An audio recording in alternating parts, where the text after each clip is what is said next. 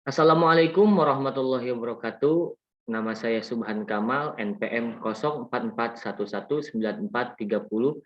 Saya dari kelas Humas 2. Video presentasi ini dibuat untuk memenuhi tugas mata kuliah Humas Pemasaran dengan judul Tantangan dan Peluang Humas di Era Digital.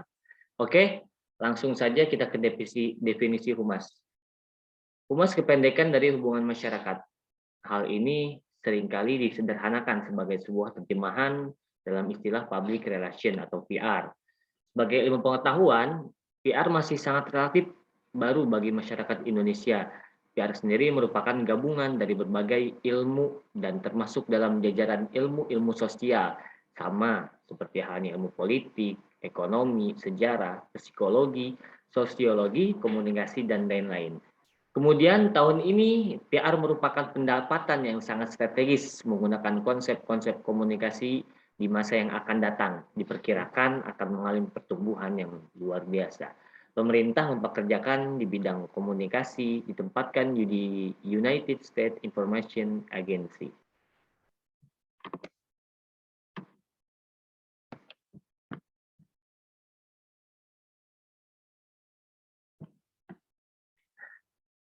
Kita masuk ke era digital. Era digital terlahir dengan kemunculan digital jaringan internet, khususnya teknologi informasi komputer. Media baru era digital memiliki karakteristik dengan memanipulasi, bersifat jaringan atau internet. Media massa beralih ke media baru atau internet karena ada pergeseran budaya dalam sebuah penyampaian informasi. Era digital terlahir dengan kemunculan digital, jaringan internet khususnya teknologi informasi komputer.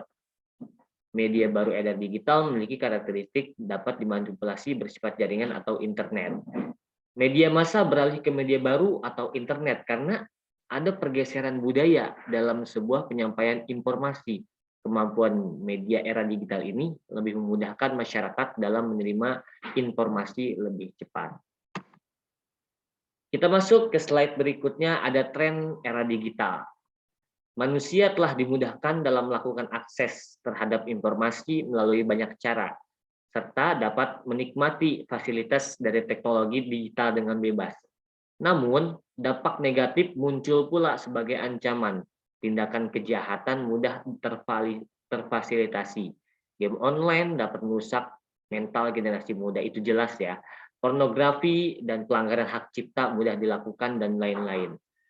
Kemudian telah terjadi revolusi digital.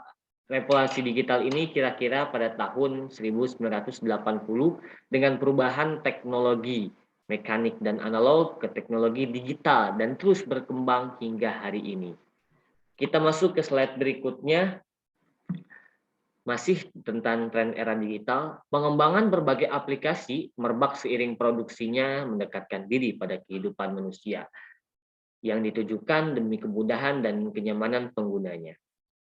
Perkembangan OS juga merambah kepada peralatan digital lain seperti televisi pintar, mesin cuci pintar, kacamata pintar, dan mesin pembuat kopi, semua serba pintar ya.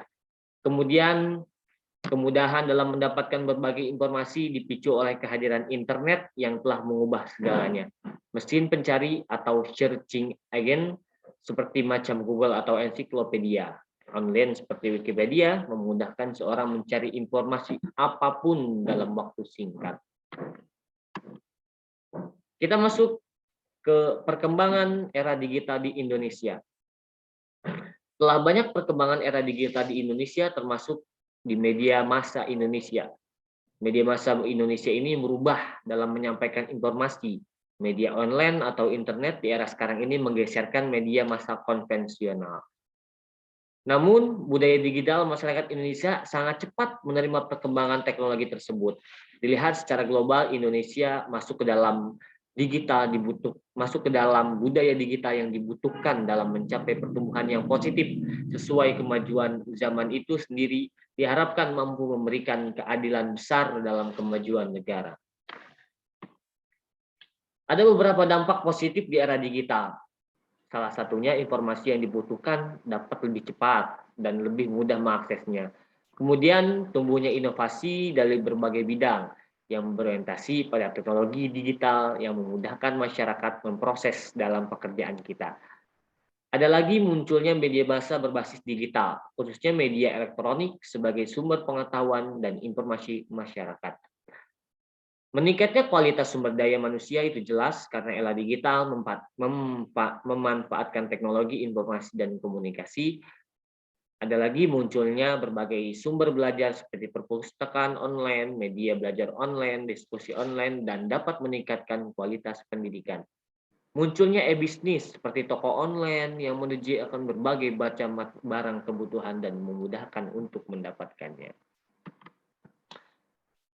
Selain dengan era positif atau dampak-dampak positif, terdapat juga dampak-dampak negatif di era digital. Jelas ya, di mana ada positif pasti ada negatifnya.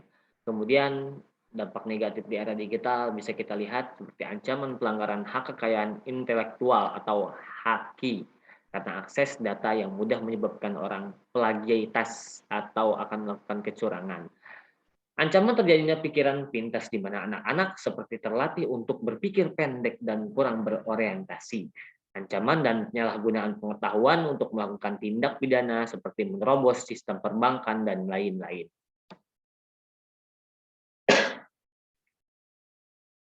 Kemudian kita masuk ke tantangan di era digital, perkembangan teknologi yang begitu cepat hingga merusak seluruh lini kehidupan sosial masyarakat ternyata bukan saja mengubah tatanan kehidupan sosial, budaya masyarakat, tetapi juga kehidupan politik.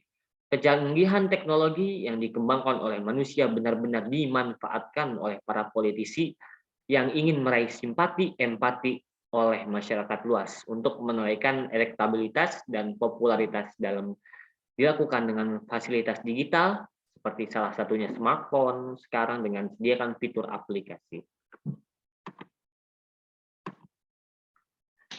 Transformasi PR dalam evolusi industri adalah sebuah keniscayaan dan langkah yang harus diambil. Antara lain kompetensi, personalisasi konten, PR agar impactful praktisi PR harus kreatif, overload informasi dunia saat ini. PR 4.0 harus lebih selektif melihat siapa target audiens yang kita kenal serta konten relevan dengan mereka. Peran dan fungsi PR. Peran dan fungsi PR adalah membangun trust dan reputasi melalui branding, marketing, Indonesian 4.0. Ini juga butuh agenda, setting, serta peran strategi humas yang Humas 4.0 menurut Benoit pada Lengkong dalam bukunya di tahun 2017. Ada dua komponen yang perlu diperhatikan yang terjadi krisis terkait dengan pencitraan. Pertama, organisasi perlu melakukan tindakan-tindakan sebagai rasa tanggung jawab. Yang kedua, tindakan yang dilakukan harus berkaitan dengan dampak yang akan muncul dan dampak yang akan ditumbuhkan dalam memunculkan reaksi yang positif. Kemudian dalam bidang politik, menjadi salah satu tujuan utama penggunaan dibantu dengan informasi teknologi adalah adanya peranan besar masyarakat pengembangan dalam pemerintahan. Ada lagi di bidang ekonomi. Perekonomian suatu negara teknologi digital mulai dirasa mempunyai peran yang penting. Perekonomian suatu negara karena berkembangnya teknologi informasi di era digital. Ada lagi dalam bidang sosial budaya di era digital juga memiliki berbagai pengaruh positif, namun era digital ini juga membawa negatif yang menjadi tantangan untuk memperbaikinya. Dalam bidang pertahanan dan keamanan, penggunaan teknologi di era digital ini sangat berperan untuk membantu pertahanan keamanan nasional. Kemudian tantangan di era digital dalam pertahanan ini seperti menghadapi ancaman dari luar yang bersifat maya seperti aktivitas hacker yang bisa merusak situs pertahanan Indonesia. Dalam bidang teknologi informasi, tantangan jelas nyata pada era digital semakin kompleks dari berbagai bidang kehidupan. Pengaruh-pengaruh yang bisa membuat perubahan di setiap sisi. Ada macam-macam tantangan dan peluang di era digital. Contoh, tantangan dan peluang pada era digital adalah Humas harus dapat beradaptasi dengan cepat. Humas tidak cukup hanya menyampaikan informasi saja, tetapi harus memiliki monitoring yang dapat menjaga komunikasi. Humas harus dapat mengolah data yang berkembang di media sosial menjadi informasi yang penting sebagai bahan pertimbangan untuk menentukan strategi komunikasi. Strategi Humas Demokrasi Applause yaitu website, siaran pers online, newsletter, blog.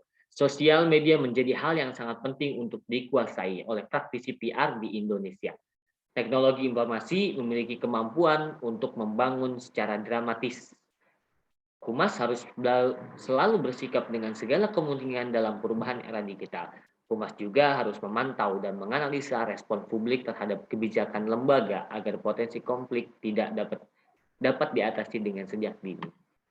Penutup, perkembangan transformasi media digital sangat belakangan ini menuntut para praktisi hubungan masyarakat di berbagai lembaga pemerintah maupun swasta untuk lebih kreatif.